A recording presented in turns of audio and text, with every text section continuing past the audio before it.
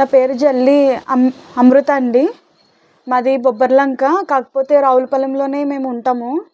నా హస్బెండ్ పేరు రామ్జీ అంబేద్కర్ జల్లి. మా మ్యారేజ్ 2016లో అయ్యింది.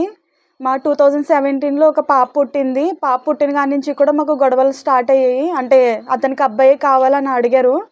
అది నేను క్రియేట్ చేసేది కాదు కాబట్టి నాకు పాప ఇంపార్టెంట్ కాబట్టి తనతో పాటు నేను ఎన్నో గొడవ జరిగినా సరే పారిపోయి వచ్చేసాను దాని ఇంట్లో నుంచి.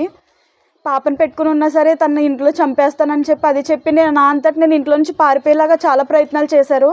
నేను అప్పటికి వెళ్ళలేనప్పటికీ వాళ్ళ ఫ్రెండ్స్ని కూడా తీసుకొచ్చి నాతో తప్పుడు పనులు చేయించడానికి కూడా సిద్ధపడ్డారు. అప్పుడు కూడా నేను పోలీస్ స్టేషన్కి వెళ్ళినప్పుడు అంత కష్టంలో ఉండి నేను ఆ పోలీస్ స్టేషన్ పెట్టెక్కినప్పుడు అక్కడ కూడా నన్ను ఎవరు పట్టించుకోలేదు. నా కేసు కూడా ఎవరు తీసుకోలేదు.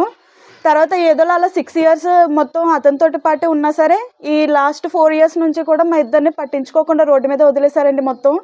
ఇప్పుడు కూడా కనీసం పాప బాధ్యత కూడా ఏమీ అతను పట్టించుకోరు. ఎక్కడున్నారు ఏంటంటే మేము ఎక్కడికైనా వెళ్తుంటే మాత్రం ఎవరో ఒకరి చేత ఫాలో చేయించడం, లేకపోతే మాకు తెలియని వ్యక్తిని పంపించి మాకు భయపెడుతున్నారండి. ఎందుకంటే మేము ఇంట్లో ఆడాలమేమి ఉంటాం. మా ఇంట్లో మగవాళ్ళు అంటే మా నాన్నగారు చనిపోవడం వల్లే మాకు ఈరోజు ఇలాంటి పరిస్థితి అండి. అలా ఎవరో ఒకరు పంపించి బెదిరించడం అలాంటి పనులు చేస్తున్నారు. అయినా సరే ఏంటంటే నాకు నా భర్తే కావాలి. ఎందుకు చచ్చే చావు ఎప్పుడైనా చేస్తాను. నాకు ఇప్పుడు ఏంటంటే ఏ ఆధారమో లేదో నా పుట్టింట్లో అలా అని చెప్పేసి నేను ఎంతకాలమని ఉంటానండి. ఇప్పటికీ కూడా మా అమ్మగారే చూస్తున్నారు నన్ను, నా పాపని కూడా. నాకు ఏదైనా న్యాయం కావాలండి. ఎక్కడికి వెళ్ళినా సరే నాకు న్యాయం జరగనివ్వట్లేదు. అదే అడుగుతున్నాను. నాకు ఇప్పుడు న్యాయం కావాలో అతను వచ్చి తీసుకెళ్ళాలండి పాపని, నన్ను. అదే న్యాయం చేయాలండి ప్రభుత్వం. ఎక్కడికి వెళ్ళినా సరే వాళ్ళు ఇన్ఫ్లుయెన్స్ వాడుకొని మమ్మల్ని కనీసం కేసు కూడా తీసుకోకుండా బాధ పెడుతున్నారండి. ఇంత మెట్టు మధ్యాహ్నంలో కూడా మమ్మల్ని ఇలాంటి పరిస్థితికి వచ్చామంటే ప్రభుత్వం ఏం పట్టించుకోవట్లేదు కాబట్టి మేము ఇక్కడి వరకు వచ్చామండి. మేము ఇంకా మాకు ఏ న్యాయము జరగకపోతే మాకు చావు తప్ప ఏ గతి లేదండి ఇంకా. నమస్తే అండి, నా పేరు సునీత అండి. నేను వాళ్ళ చిన్నమ్మని మాట్లాడుతున్నాను సార్. మేము చాలా పోలీస్ స్టేషన్లు తిరిగాం పాపకి న్యాయం చేయమని, కానీ మమ్మల్ని ఎవరూ పట్టించుకోలేదు. ఆ అబ్బాయి కూడా మా పాపకే డబ్బు ఆశ చూపించి ఎంతో కొంత ఇస్తాను వదిలిచ్చేసుకోండి అనేసి అంటున్నారు, కానీ పాపను వేలుకుంటానని మాత్రం అనట్లేదండి. పాపకు ఒక చిన్న పాప ఉందండి.